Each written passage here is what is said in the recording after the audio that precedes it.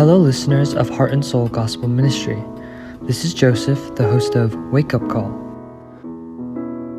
I once watched a video of a lecture by a psychology professor in the United States. In this video, the professor shared an interesting story. In kindergartens in the US, parents drop off and pick up their children. Dropping them off a little late usually isn't a big deal, but when it comes to picking them up, being late is not acceptable. That is because the teachers need to get off work, and if the parents are not on time to pick up their children, the teachers can't leave. So, to avoid being late, parents must hurry and do their best to pick up their children on time. But occasionally, unexpected things happen, an accident on the road or sudden traffic congestion causing delays.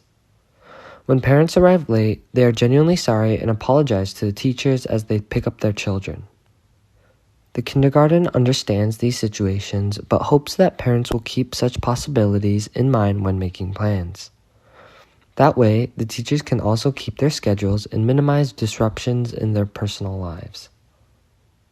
To really prevent late pickups, the kindergarten ultimately decided to implement a fine, $1 for every 10 minutes a parent is late. They notified the parents of this new rule. How do you think the parents responded to this new policy? Do you think they began arriving even earlier to avoid the fine? By instituting the fine, the intent was not to collect money, but to encourage timely pickups. But something entirely different happened. Instead of showing up earlier, many parents became more relaxed and even came later. Previously, without the fine, being late caused them to feel guilty and apologetic, and they hurried as much as they could. But once a fine was introduced, those feelings of guilt and responsibility vanished. They thought, I'm late and I paid, that is even. Because they paid a fee, they no longer felt sorry. Some even started saying, for $6, I can be an hour late, and began to see the fine as a cheap price to pay for extra time. As more parents started to arrive late, the kindergarten realized the mistake they made. So, after just 12 weeks, they scrapped the fine. But then something even more surprising happened. What would you guess? Do you think those parents would now return to picking up their kids on time because the fine was gone? That's what one might assume, but the outcome was completely different. Even after the fine was removed and the kindergarten asked parents to return to the original on-time pickup, parents continued to arrive late. Surprisingly, the number of late pickups increased even more. How do you think it happened that way? While the fine was in place, parents justified being late by simply paying a small fee. Now with no fine at all, they felt there were no consequences, so they came even more casually. The professor who shared this example explained, because of the fine, the nature of relationship changed. What used to be a relationship of mutual consideration broke down once money entered the picture. Social norms that had sustained the relationship disappeared. And once a sense of guilt disappeared, it did not come back.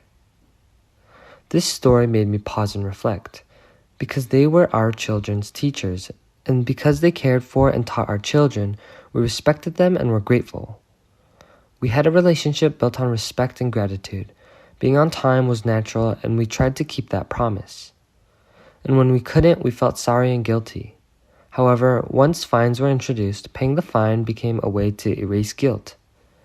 As the guilt disappeared, a transactional mindset replaced it. I'm paying, so just take care of my child a bit longer. This mindset made it easier for parents to justify being late. What was even sadder is that even after removing the fine system, parents didn't return to their original mindset. Instead of reverting to the relationship based on respect and gratitude, they now felt even more comfortable being late, without paying a thing. This story challenges me to reflect on myself before God. Why do I live a life of faith? Why do you live a life of faith? Is it because you are grateful for the grace of God who saved you? A person who is destined to die.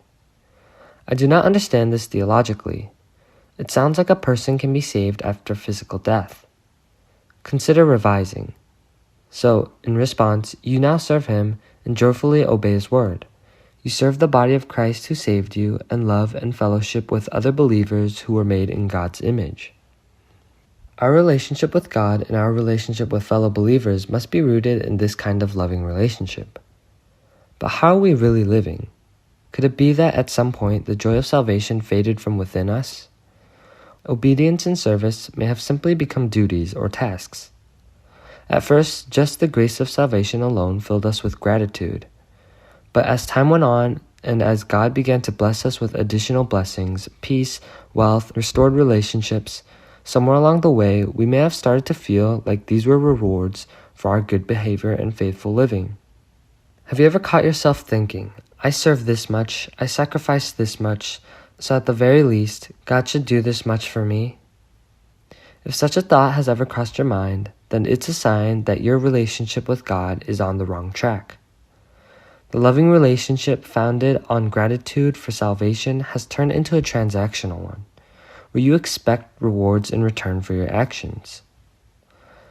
But God owes us nothing.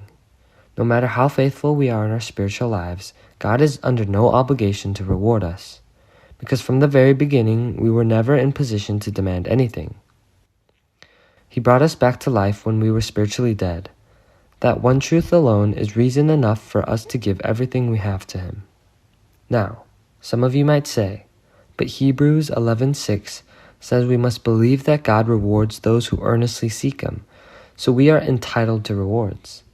But the reward spoken of in Hebrews 11 is not the kind of reward we often imagine. It's not about God giving us everything we want or repaying us materially or with success. Look at the people listed in Hebrews 11. Abel, Enoch, Noah, and Abraham. What they received from God wasn't what the world would call a reward.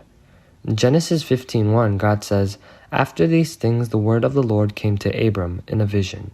Fear not, Abram, I am your shield, your reward shall be very great. God Himself is our reward. So when Hebrews 11:6 says God rewards those who seek Him, it means He gives us Himself. Those who seek Him will find Him, and to them He gives the blessing of being His own. Dear Heart and Soul Gospel Ministry listeners, at the beginning of today's message, we highlighted a professor's quote, Once guilt disappears, it never comes back. We are not meant to live under guilt, of course, but we must never forget that we are sinners until the day we shed this flesh and are clothed in our eternal heavenly bodies.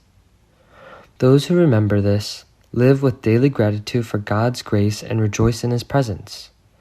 But those who forget may begin to expect rewards from God, and when those rewards don't come, they fall into temptation and discouragement. Romans 4:4 says, Now to the one who works, his wages are not counted as a gift, but as his due.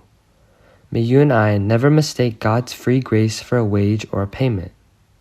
Let us remain humble in grace, always remembering that what we have received is not a wage, but a gift. Not a payment, but grace. That's where we will end today's message. See you again next week. Goodbye.